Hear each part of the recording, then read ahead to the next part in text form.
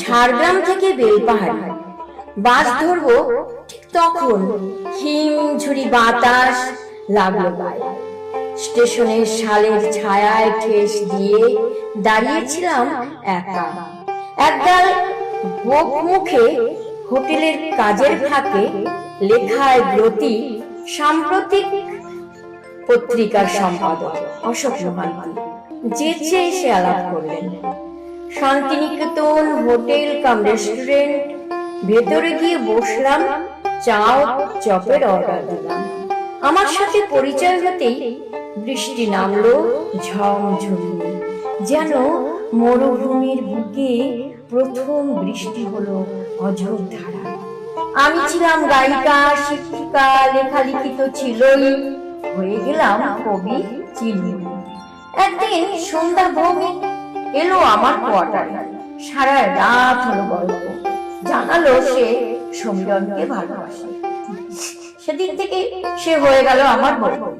সমীরণ আমার ভাই ফোঁটা দেওয়া ভাই, তাই অধিকার বেশি ওর উপর, যদিও সে স্বাদ পূর্ণ হয়নি আমাদের কারণে।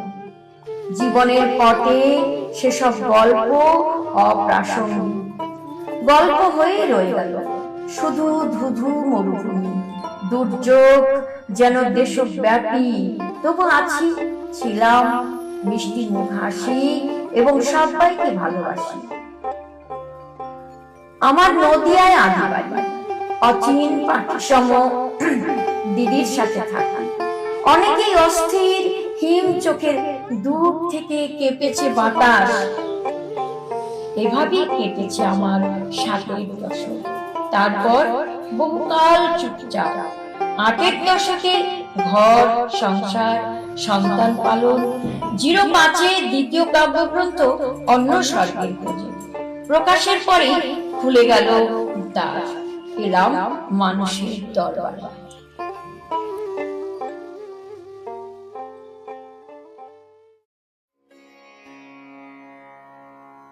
চিরন্তন চিন্ময়ী একটি বিশিষ্ট জীবনী। এটি শুধু একটি নাম নয়, এটি এক আলোর দিশা। এই গল্প একজন অসাধারণ নারীর, যিনি সাহিত্য, সঙ্গীত এবং সামাজিক কর্মকাণ্ডের মাধ্যমে আমাদের জীবনকে গভীরভাবে স্পর্শ করেছেন। শ্রীমতী চিন্ময়ী বিশ্বাস একজন প্রখ্যাত লেখিকা। তার উপন্যাস, ছোটগল্প এবং প্রবন্ধ বহু ভাষায় অনুদিত হয়েছে, অর্জন করেছে অসংখ্য সম্মান ও পুরস্কার। তার কলমে উঠে এসেছে জীবনের বাস্তবতা, স্বপ্ন এবং মানবতার গভীর অনুরণন।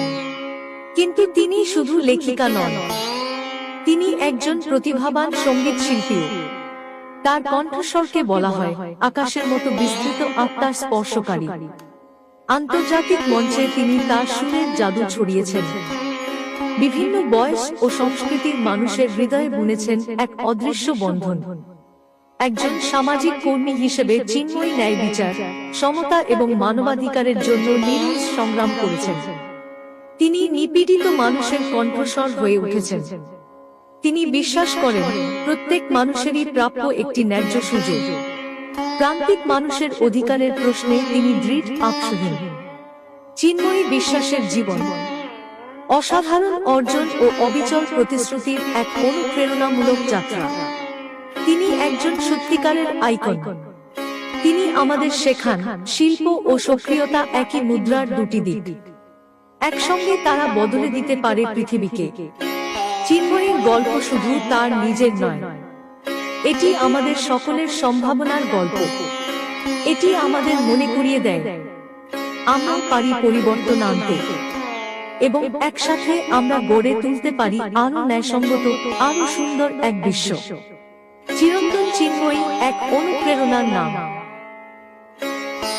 বেলগাছিয়া থেকে আবির মজুমদারের প্রতিবেদন।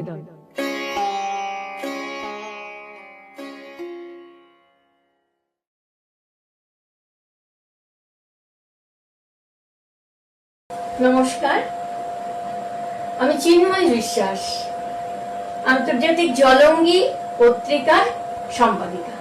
এছাড়া সহযোদ্ধা মঞ্চ ঋষেন মিত্রের পত্রিকার তারও সম্পাদক। আরো একটি পত্রিকার আমি সভাপতি, সেটি নদিয়ারই সমন্বয় বলে একটি পত্রিকা।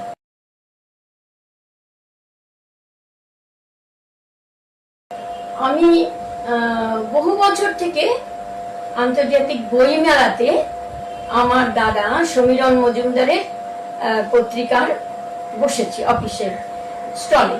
তো সেই দিক থেকেও আমার একটা বিশাল পরিচিতির জগৎ তৈরি হয়ে যায় এবং সেখান থেকে আমার অশোক রায়চৌধুরী এবং আপনার অমল কর এই দুজনে মিলে আমাকে ওই বইমেলার প্লট থেকেই আমাকে একটি নিয়ে আসে কবিতার আসরে বাংলা একাডেমিতে।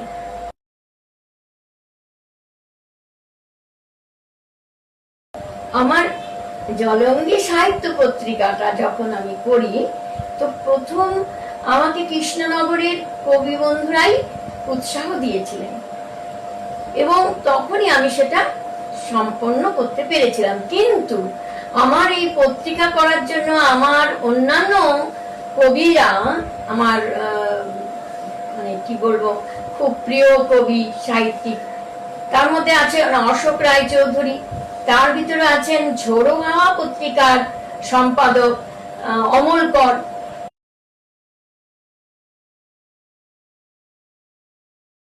জলঙ্গি পত্রিকা শুধু আমাদের এই লেখালেখি বড়দের মানে বিশিষ্ট লেখকদের নয়, সাধারণ লেখকদের জন্য আমার প্ল্যাটফর্ম রয়েছে। যেমন ধরুন স্কুলের ছাত্রছাত্রী, কলেজের ছেলেরা তারা লেখে, কিন্তু তারা তো একটা প্ল্যাটফর্ম পায় না যেখানে কবিতাটা ছাপা হবে। ছাপার অক্ষরে কবিতা দেখা, সে তার আনন্দ একটা আলাদা।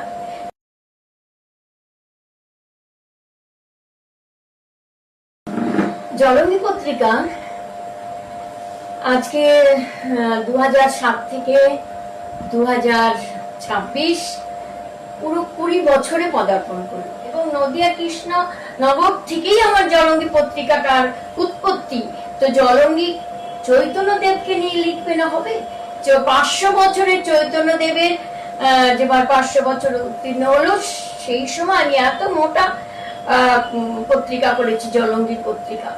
তারপরে করেছি ডিএল রায়কে নিয়ে, দ্বিজেন্দ্রলাল রায়ের গান, কবিতা, তার নাটক, তাকে তুলে ধরেছি গল্প প্রবন্ধের মাধ্যমে, কবিতার মাধ্যমে।